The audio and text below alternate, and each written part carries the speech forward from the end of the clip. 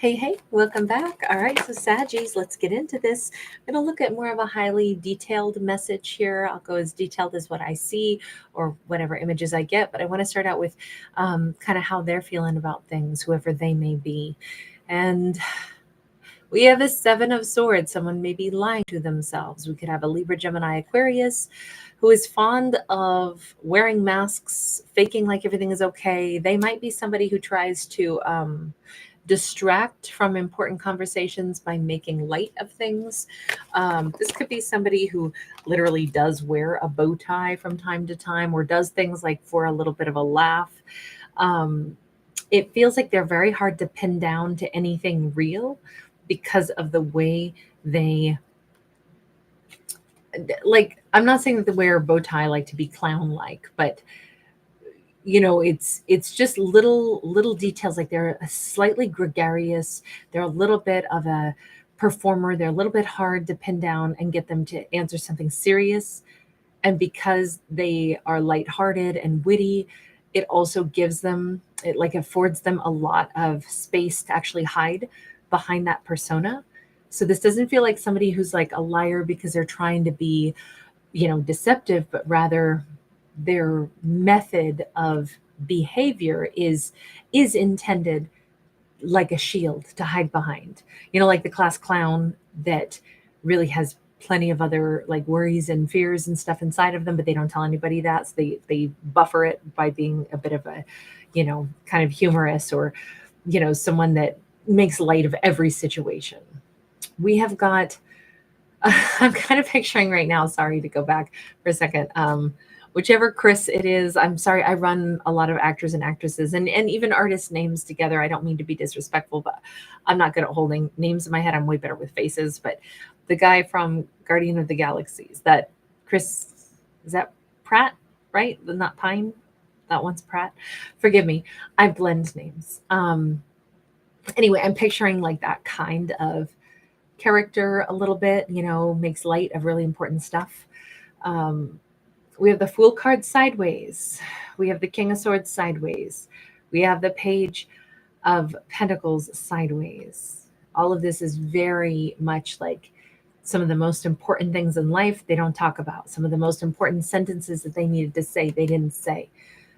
Them really committing to something, them really taking a leap. They always leave things murky. Even if they ask Sag out, it might be with so much humor to it that Sag doesn't know if they were really being asked out or if that was just conversation. They didn't pin down a date. They didn't like they have a way to cloak things in an air of, are we bantering or were you asking me out?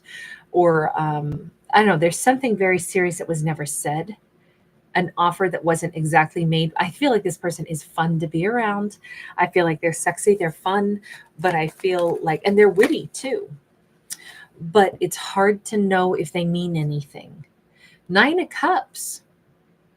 Maybe this is just what Sag wanted, but see, we're looking at it from their perspective right now. They may think that because they get people to laugh and smile, that obviously they make people's day and they dazzle people. But I think that they cloak a lot of what they really mean behind, lightheartedness. I mean, this could be somebody who, I was giving an example of someone who doesn't exactly ask somebody out, but implies that they're, whatever, luscious, cream puff of human flesh or whatever, but they don't really ask the person out. But they might have actually given someone like a very lovely, however humorously said, compliment, and they say that they make people feel really good. And their mindset, the way they operate, always delights people. So definitely will stay with the class clown imagery. Like they think that the way they interact, because they get smiles out of people, they're like, see, I just made that person's day better. The thing that I worry about here is, who the heck are they? But I do think that they say things that they mean while cloaking it in humor and charisma. We have got the Seven of Cups in the reverse. They know exactly what they really mean. They're not bumbling, they're not foolish. We have the star in the reverse. I think this person has a lot of unhappiness, a lot of unhealed things, and they know that, which is probably why they try to make everybody else smile. How do you see Sag?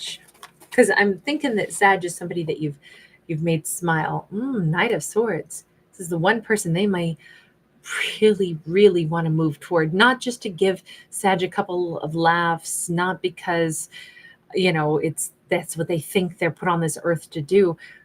I don't know, with the Knight of Swords, they want to either run right towards Sag, or they're like, oh, I don't think I can dazzle this Sag with my magic like I usually do. I need to run away from them. Hang on, let me get another one. They have an instant reaction. I mean, Sag floods them with something. Ace of Wands, Four of Coins. They both sincerely want Sagittarius. They don't want to be a goofball with Sag, but they also clam up. They may even give Sag the indicator that they don't like Sag, because I feel like they can't crack those jokes with Sag.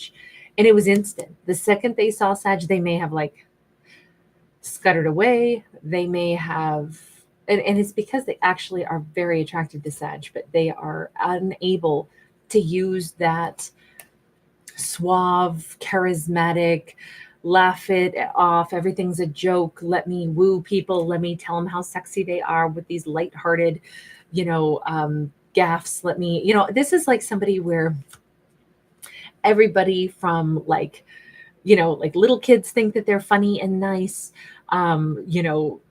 Men and women feel like, oh, it's so great to have this person around because they're so funny, they're so nice. Women in particular might like blush and feel really pretty.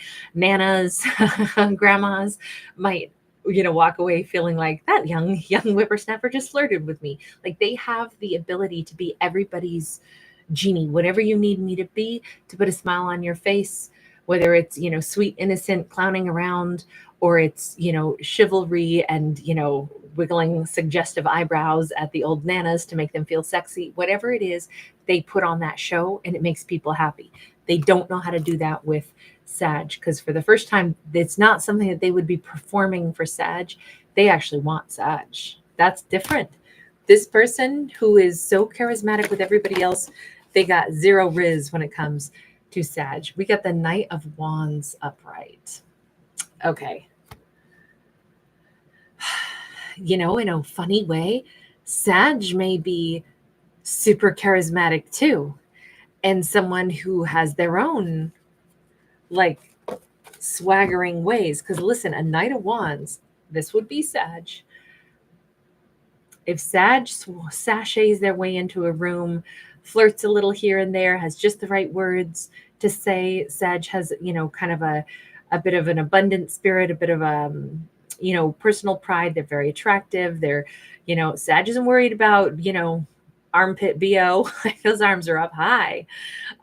If anything, they'll crack a joke about that. I could see Sag being very fun to be around, quick-witted, and they kind of are the butterfly that flits around in a room.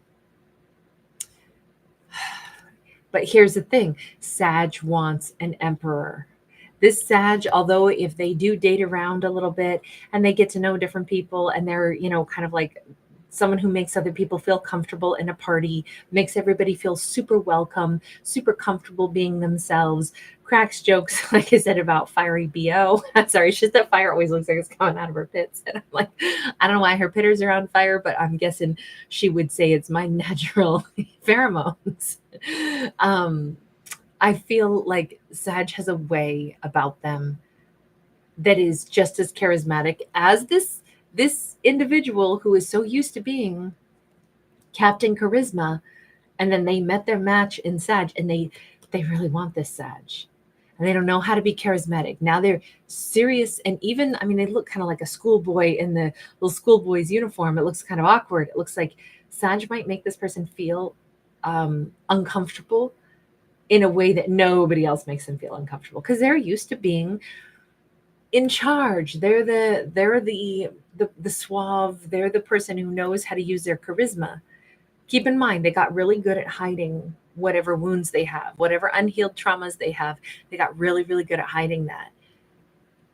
Sag is somebody who freaks them out, not in a bad way, but Sag freaks them out. And it's just so interesting because Sag themselves seems to be somebody that wants an emperor, somebody that, it's not like Sag is trying to just date everybody under the sun. They're looking for somebody that they could feel is a strong connection, somebody they can feel safe with, somebody that they, maybe they can still be dazzling and friendly toward everybody else, but Sag wants one really important relationship in their life, and they want it with a person who makes them feel safe. Ironically, I believe that these two could be such an incredibly matched pair, because in truth, they both need somebody that they can really, really, really rely on.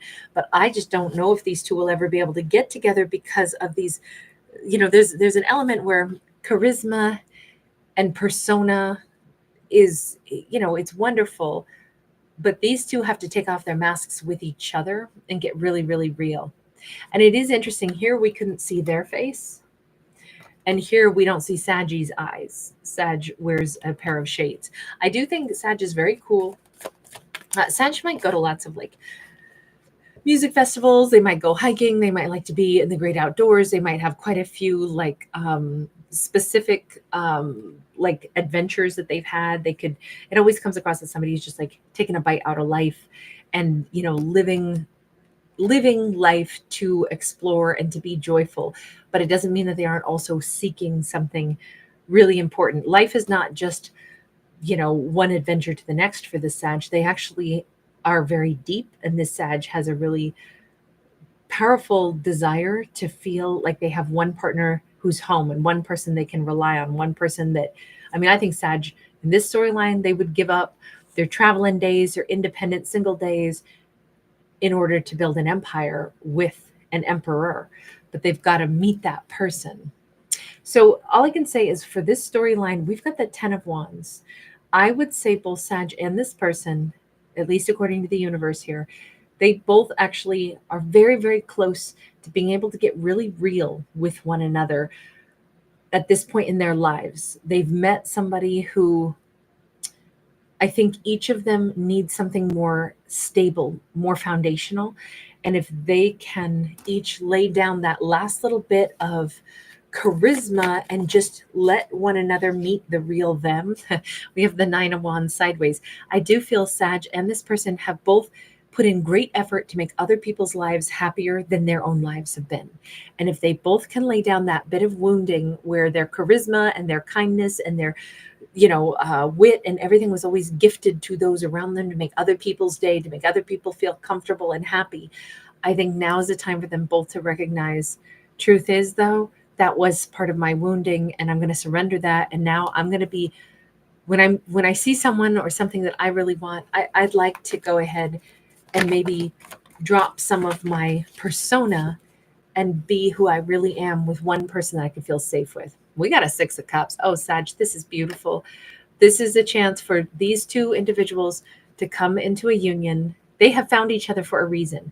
Two individuals who have tended to be funny and witty and charming and life of the party, or host and hostesses of parties, and the people that make everybody else's day, whomever they meet, whether it's in the office or whether it's just walking down the street. These two have needed to meet each other because I think they will understand one another's persona that they put on, the polish, the performer. But I think they could get really real with each other and feel really safe and feel really genuinely loved and supported. Oh, I love that. I love that. It's like their inner children have to meet each other. The universe says it's very possible. Can I ask one last question then? What is the best route for these two to take to get there? 2 of Swords.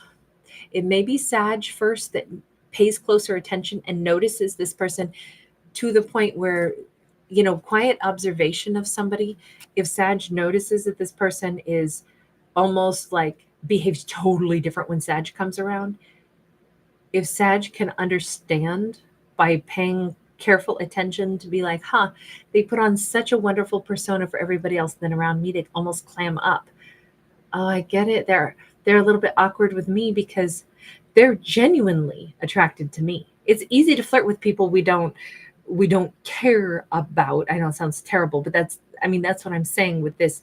Then it's just banter, it's wit, it just rolls off the tip of their tongue when they're, you know, like I said, making sassy, sexy comments to nanas and making them feel really beautiful and special.